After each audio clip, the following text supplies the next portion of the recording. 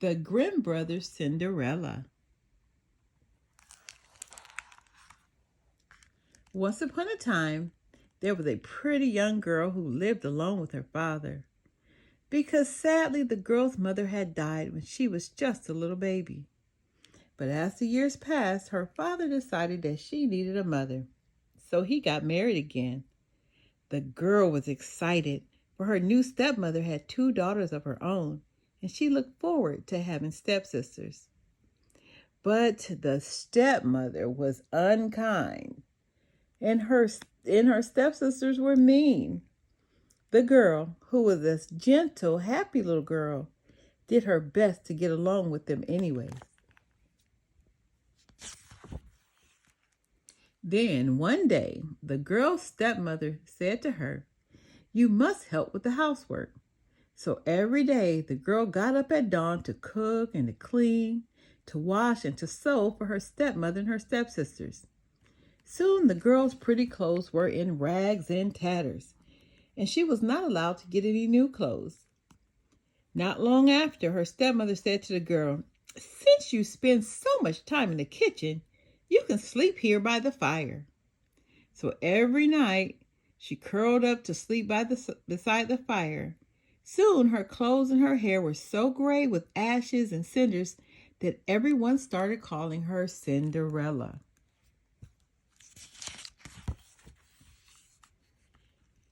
One morning, a messenger came to the house with a special invitation. There was going to be a ball at the royal palace. All the young women in the kingdom were invited so the young prince could choose a bride. Cinderella's stepsisters were so excited. "We must look our best," they cried. "Cinderella, comb my hair," shouted one stepsister. "Cinderella, lace my dress," ordered the other. "Cinderella, bring my jewels." "Cinderella, get my shoes." When they were all dressed, the two stepsisters admired themselves in the mirror. Cinderella watched and she sighed. She really wanted to go to the ball also.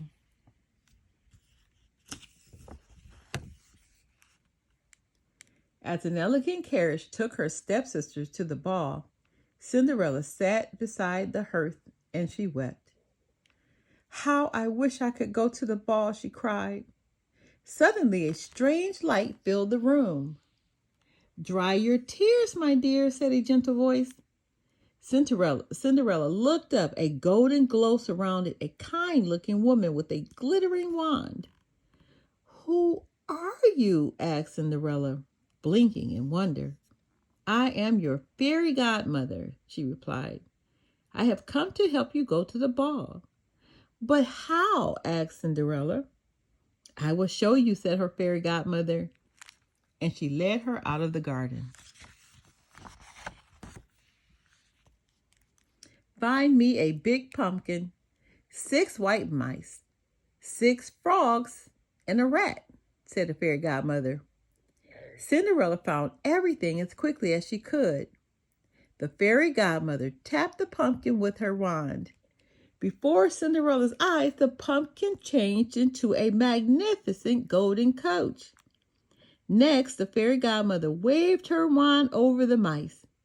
A shower of sparks lit the air, and instead of mice, it was 6 prancing horses. "Ah!" Cinderella breathed in delight. And a gentle tap of her wand, the fairy changed the 6 frogs into 6 handsome men. They were all dressed in green velvet jackets. One more tap, and the rat became a coachman.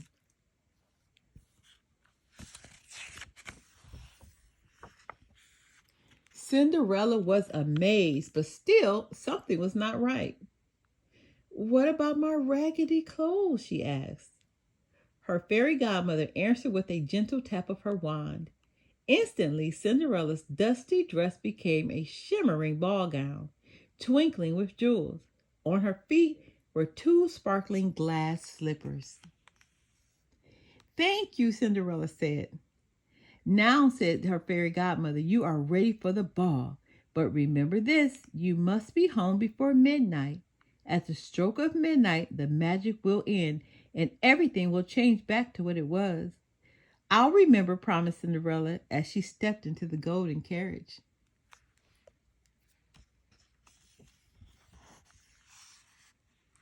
When Cinderella arrived at the ball, everyone turned to look at her. No one knew who Cinderella was, not even her own stepsisters. They didn't recognize her in that dazzling gown. But the prince thought that she was the loveliest, most enchanting girl he had ever seen. He never left her side and danced only with her. Before the evening was over, he was in love with her. Cinderella was falling in love with the prince too. As she whirled around the room in his arms, Cinderella felt so happy that she forgot her fairy godmother's warning. All at once she heard the clock chime. Once, twice, it chimed 12 times. "Oh," cried Cinderella, "I must go." And before the prince could stop her, she ran from the ballroom and out of the palace. "Wait!"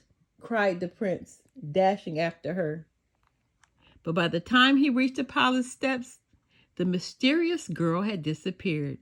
All he could see was a raggedy kitchen maid hurrying toward the palace. But then he saw something twinkling on the steps, a single glass slipper. The prince picked it up. "This will help me find her," he said.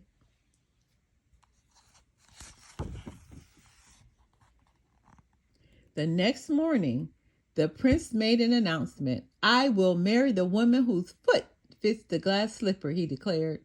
"I will search the kingdom until I find her." That very day, he began going from house to house looking for his true love. Every young woman in the kingdom tried on the glass slipper, but it didn't fit anyone. At last, the prince came to Cinderella's house. Her stepsisters were waiting to try on the slipper.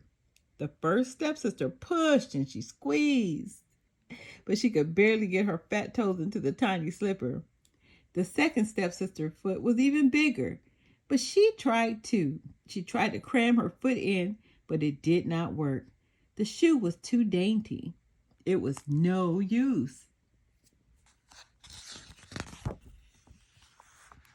The prince was turning to leave when a soft voice asked, "May I try the slipper, please?"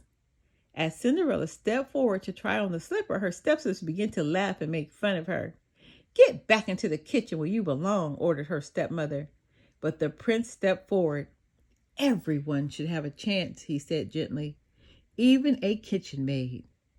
"Please," he said to Cinderella, "try on the slipper."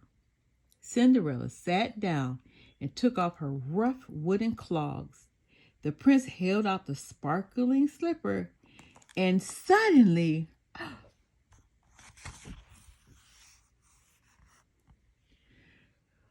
"Oh," gasped her stepsisters. "Oh my," choked her stepmother.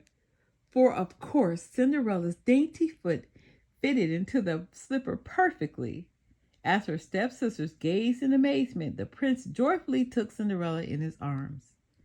"You are my one true love," the prince said to Cinderella.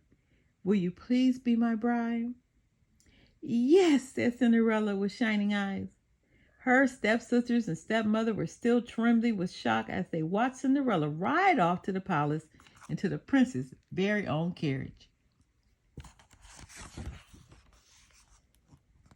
Cinderella and the prince were soon married, and because Cinderella was good and kind, she invited her stepsisters and stepmother to the wedding.